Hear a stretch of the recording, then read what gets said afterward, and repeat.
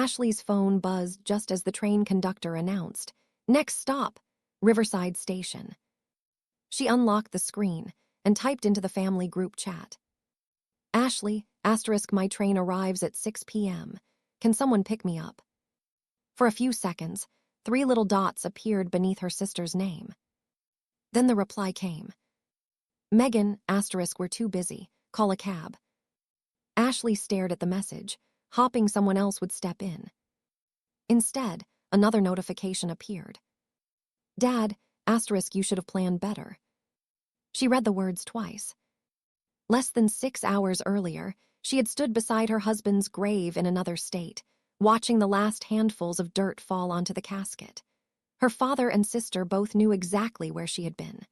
They knew she was traveling home alone with a suitcase, a small wooden urn, and a grief so heavy it made breathing feel like work. Yet this was all they had to say. Ashley looked around the crowded train. Nearly everyone else was gathering their bags with small smiles, waving to people already waiting on the platform. She lowered her eyes to the phone and typed only one word. "Ashley, understood." She pressed send. No one replied.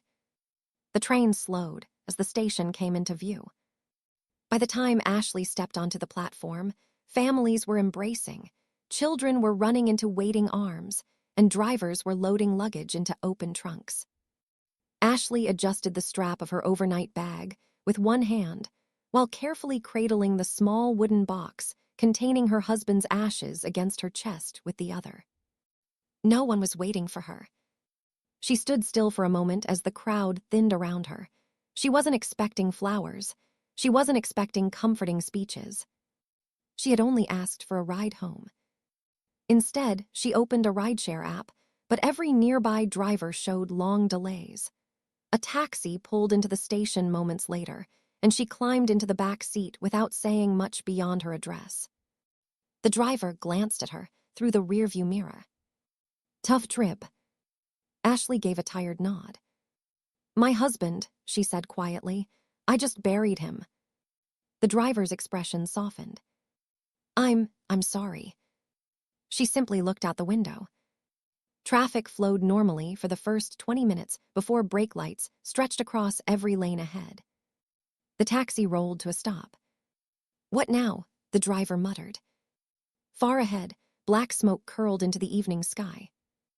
A series of sharp pops echoed through the traffic, followed by shouting. People climbed out of their vehicles, pointing toward a tangled line of crushed cars blocking the highway. The driver sighed and shifted into reverse. "I'll have to find another route." Before he could move, Ashley heard something that froze her in place. Someone was screaming for help. She leaned forward. "Stop the car." "What?" "Please, stop the car." He hesitated. "Ma'am, emergency cruise will." "Stop the car." The taxi rolled to the shoulder. Ashley carefully placed the urn on the seat beside her suitcase. "I'll come back for it," she said. Without waiting for another word, she opened the door and ran toward the smoke while dozens of stranded drivers remained beside their cars, unsure what to do. Behind her, someone lifted a phone and started recording. Ashley disappeared into the wreckage. Ashley reached the first wrecked vehicle just as another horn blared and then fell silent. "Someone call 911, a man shouted. "They're already on the way," another voice answered. Ashley pulled her phone from her pocket anyway. 911, what's your emergency?" "There are at least 6 vehicles involved on Highway 18 near the Riverside exit," Ashley said, forcing her voice to stay steady. "One SUV is smoking. I can hear people trapped. Send fire and additional ambulances." The dispatcher immediately began asking questions. Ashley moved carefully from one vehicle to the next, describing what she saw while following every instruction she was given. "There are children," she reported. "One driver isn't responding. Another woman is conscious but pinned." "Stay clear of any flames," the dispatcher warned. "I will." A little boy's frightened cries drew Ashley toward a crumpled sedan. "I'm scared," he sobbed. I'm right here, Ashley said, kneeling beside the shattered window. My name's Ashley, what's yours? Ethan.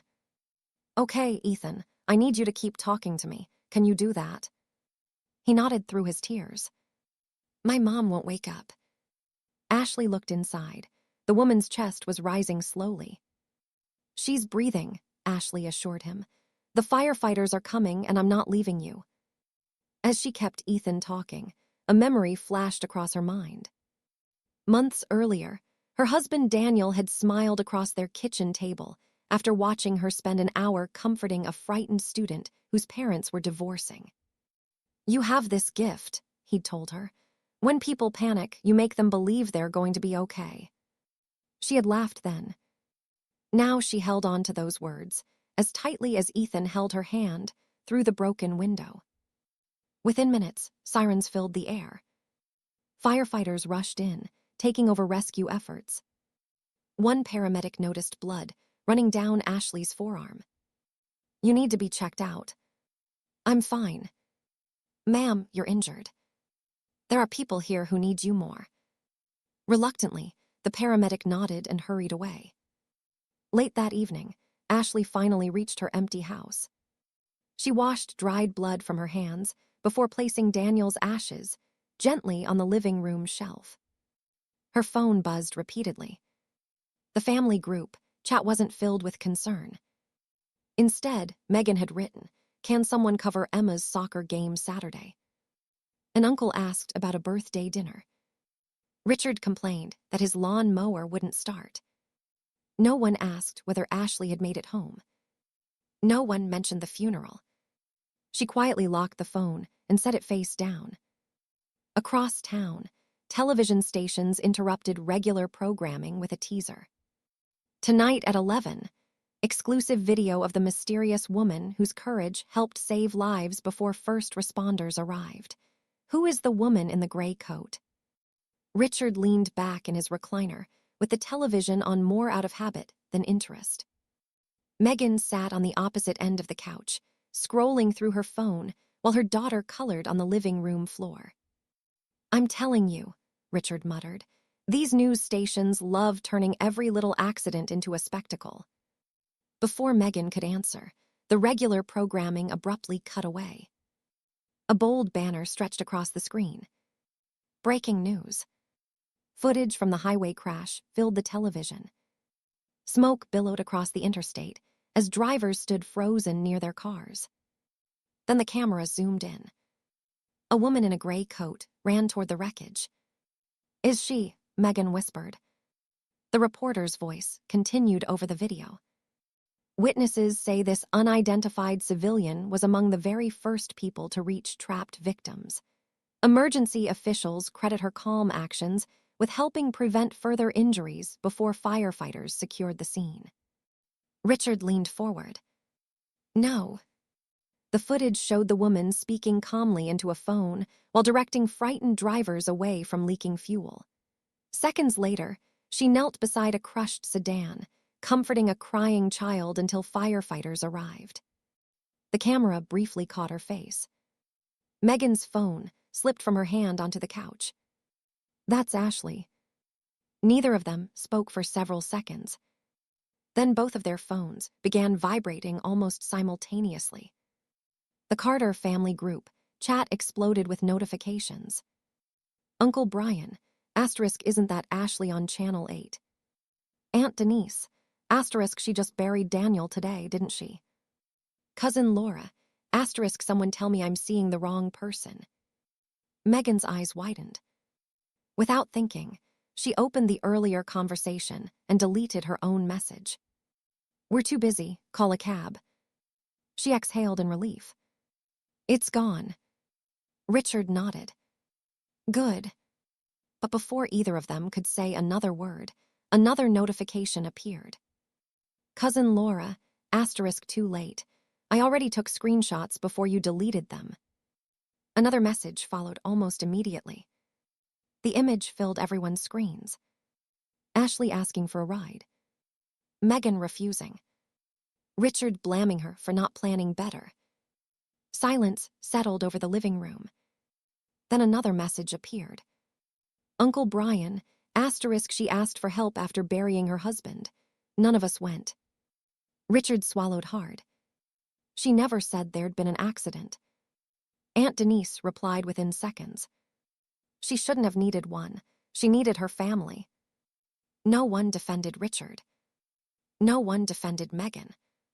The conversation that had always revolved around Ashley helping everyone else had suddenly turned against the two people who had abandoned her when she needed them most. On the television, the anchor looked directly into the camera. Tomorrow morning, we'll reveal the identity of the woman whose extraordinary actions are being credited with saving multiple lives.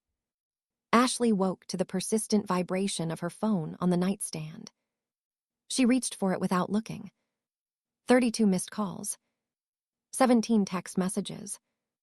8 voicemails. For a moment, she thought something terrible had happened again. Then another call came in.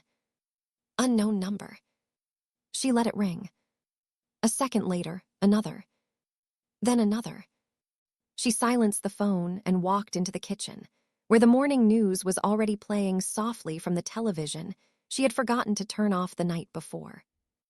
The anchor smiled into the camera.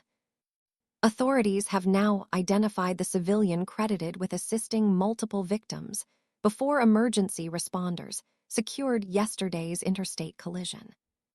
Ashley stopped in the doorway. Her name appeared across the bottom of the screen. Ashley Carter, local high school counselor. The report showed firefighters speaking with reporters. Ms. Carter remained remarkably calm, one captain said. Her information to dispatch was incredibly accurate, and her quick actions helped us reach victims faster. She made a real difference. Ashley quietly switched the television off. She had never wanted recognition. She had only wanted people to survive. Another notification appeared. This time, it wasn't a reporter. It was an official email from City Hall requesting her attendance at the next council meeting, where emergency responders wanted to publicly recognize her actions. She stared at the invitation for several seconds before simply clicking **accept**. Almost immediately, her father's name flashed across her screen. Dad calling. She declined it. A second later, Megan calling. Declined. Then Richard texted. Dad *Ashley, please answer. We need to talk. She locked the phone without replying. Across town, Richard's own phone refused to stop buzzing. Relatives who had remained silent the night before were no longer willing to stay quiet. Uncle Brian, how could you tell your grieving daughter to plan better? Aunt Denise, she buried her husband and still found the strength to help strangers. Richard typed several responses before deleting each one.